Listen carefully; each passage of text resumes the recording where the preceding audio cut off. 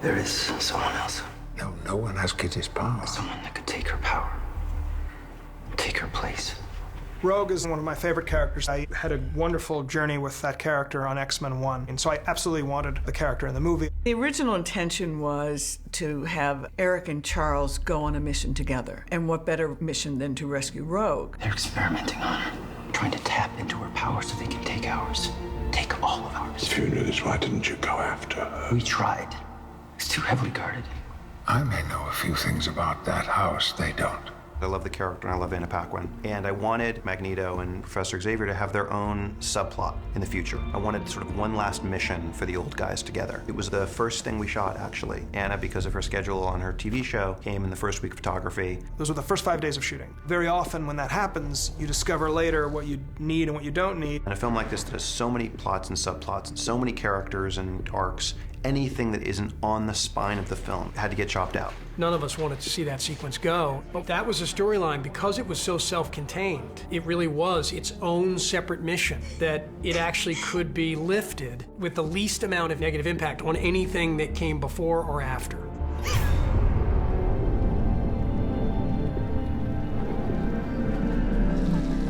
It was very painful and strange. She was fantastic, so it had nothing to do with her. It was literally just a function of storytelling. The challenge it created was I had to go back and place Ellen Page in where she is right up to the end of the movie, where she wasn't in the old cut. And in fact, there is a shot in the theatrical version of the film that was released where there's a sort of a mirror on the column behind where Ian McKellen slumps down in that inner sanctum, and you see in the mirror, in the original cut, Anna Paquin, not Ellen Page. You don't really see it because you're not watching that. You're watching Sentinels, you're watching everybody's reaction. We saw it and we thought, okay, we're gonna leave it. We'll just leave it and see if anybody notices. I think nobody's noticed it. Now they will.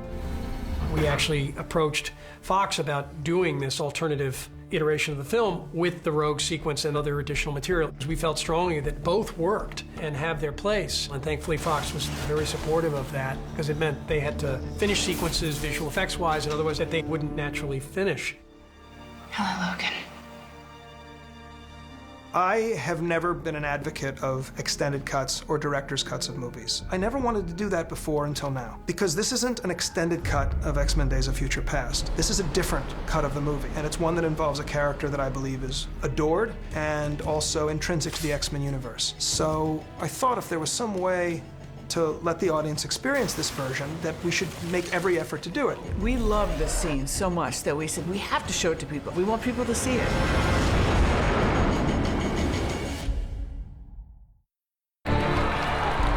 Fan reaction was incredibly important. And then the critical response was unexpected and wildly gratifying. You do your best to make the best movie you can, and you hope it connects with the audience that you're trying to reach. My favorite part of working on movies is seeing them with a real audience, just watching them.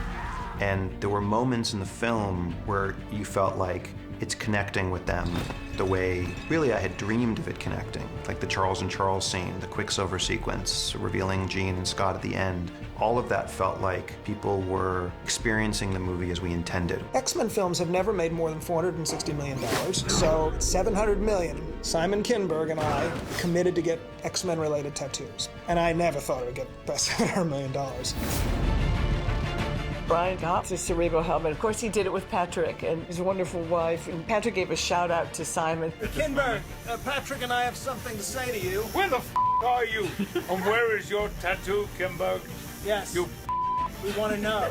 We're here. It's happening right now. It's happening. And we are recording it. Yes. Posterity. What did you do, Kinberg? I feel like if I'm going to do it, which I intend to do, I want my Professor Xavier. So I'm gonna bring McAvoy. That's my intention. I said this to a friend, and my friend was like, if you bring James McAvoy to get a tattoo, and you think you're getting a little X on the back of your shoulder or somewhere hidden over a freckle, you're gonna end up with your entire back tattooed.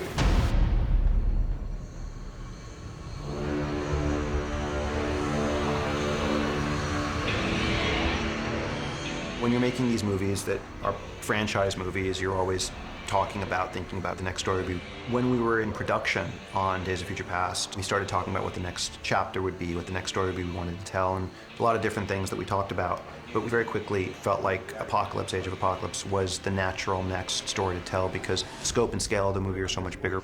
Apocalypse will be the 80s, the clothes, the look of the times, what that could mean visually and what it could mean for music. All of that becomes part of the fabric of that experience. I think the 80s ultimately will be my favorite era, primarily because I was a kid in the 80s. That's when I first experienced music and driving cars and parties and culture and discontent and abuse for my nerdisms and whatever, you know. So to set a movie in 83, which is a year before I graduated high school, will be very fun for me and it'll be very familiar to me. First Class was really Eric's journey, and I'd say the same is true of Charles in Days of Future Past. I think we will do a similar thing in Apocalypse. A character will really sit at the spine of that story. Mystique will be at the forefront, and our characters will be back, but there'll be new characters. It'll be the start of Xavier's school, so you'll see a younger Scott and a younger Jean. Use your power. Bring us together.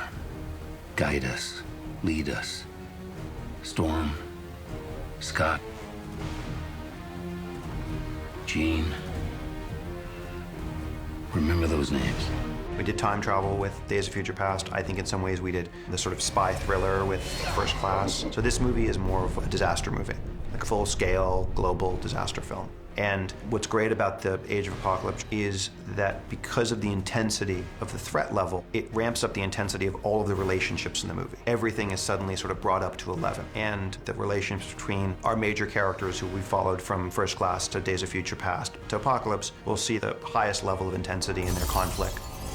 It will feel like it's the culmination and completion of an arc that we began in First Class, traveled through Days of Future, and I think concludes in Apocalypse. We wanted to introduce a new mutant villain because that hasn't happened in a long time. The thing that's fun about Apocalypse is he's the most powerful mutant essentially of all time. He is the first mutant, someone who has survived and lived through millennia, and he is someone that wakes up in, 1983 and sees the world that if you were alive in 1983 you would have seen, which was a pretty corrupted, polluted, imperfect world.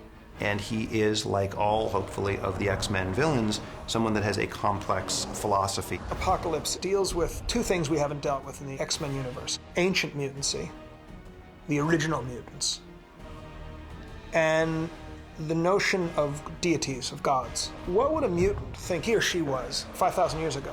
What would a human think a mutant is? Clearly, there would be no scientific understanding. There would be no understanding of evolution. These would be gods on Earth. Well, when you're a god, what do gods want? What do gods believe they're responsible for? And that's what the story's about.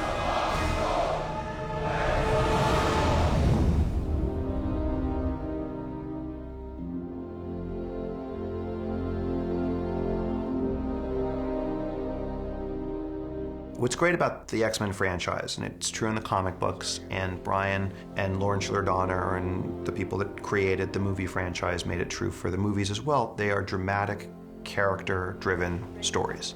I don't ever want to make the movie where people think they saw it. And the way to do that is to use all these amazing characters. There's 45, 50 years of characters in the X-Men world, and I think the only way to do that is to use those characters. Part of what's astounding, and I credit the people on the film, is that for such a big and complex movie, for such a diverse and busy cast, it was everything you hope for. That's sort of why you do it, is to see those fans lined up. Just knowing that they're anticipating your hard work is really, really, really a thrill. The entire thing. It was just a really unique and special experience, and everyone delivered just such great work.